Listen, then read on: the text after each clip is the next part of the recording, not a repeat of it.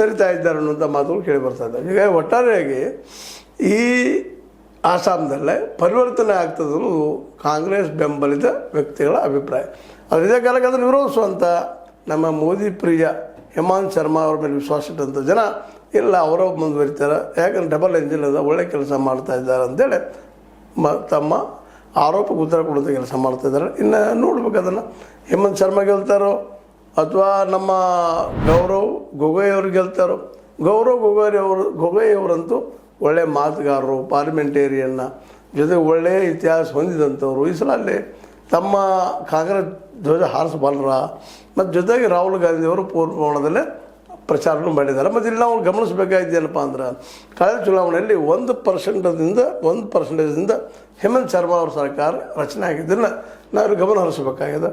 ಈ ಸಲ ಇದೇನಾದರೂ ಹೆಚ್ಚು ಕಡಿಮೆ ಆದರೆ SIR ಮೇಲಂತೂ ವಿರೋಧ ಪಕ್ಷ ಆರೋಪ ಮಾಡ್ತಾರೆ, ಸೋತ್ರ ಗೆದ್ರಂತೆ ಕ್ಲಿಯರ್ ಆಗ್ತದೆ ಏನಪ್ಪ ಅಂದ್ರೆ ಇಲ್ಲೇ SIR ಆದರೂ ಸಹಿತ ವಿರೋಧ ಪಕ್ಷ ಆರಿಸಿ ಬರಬಹುದಪ್ಪ ಅನ್ನುವಂಥ ಮಾತು. ಇನ್ನು ಇದೇ ಕಾಲಕ್ಕೆ ಕೇರಳದಲ್ಲೂ ಸಹಿತ ಜಬರ್ದಸ್ತ್ ಆಗಿದೆ, ಅಲ್ಲೂ ಎಂಡ್ ಇನ್ಕಂಬನ್ಸಿ ಅದ.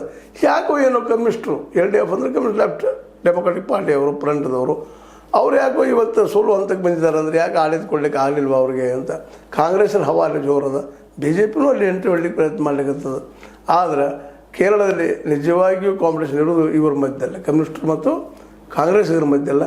ಹೀಗಾಗಿ ಈ ಸಲ ಕಾಂಗ್ರೆಸ್ಸಿಗೆ ಒಳ್ಳೆಯ ಅವಕಾಶ ಅದ ಅನ್ನುವಂಥ ಮಾತುಗಳು ಕೇಳಿ ಬರ್ತಾ ಇದ್ದಾವೆ. ಅಲ್ಲೂ ಎಂಟ್ರಿನ ಗಮನಿಸಿದಾಗೆ ಅಲ್ಲಿ ಬಡತನ ಹೋಗಿಲ್ಲ, ನಿರುದ್ಯೋಗವೂ ಕಡಿಮೆ ಆಗಲಿಲ್ಲ ಅನ್ನುವಂಥ ಜನ ಮಾತಾಡೋದ್ರಿಂದಾಗೆ ಇವತ್ತು ಇವ್ರಿಗೆ ವೈರಿ ಆಗ್ತಾವ ಪಿಣರಾಯಿ ವಿಜಯನ್ ಅವರಿಗೆ ಅನ್ನುವಂಥ ಮಾತುಗಳು ಕೇಳ್ತಾ ಇದ್ದಾವೆ.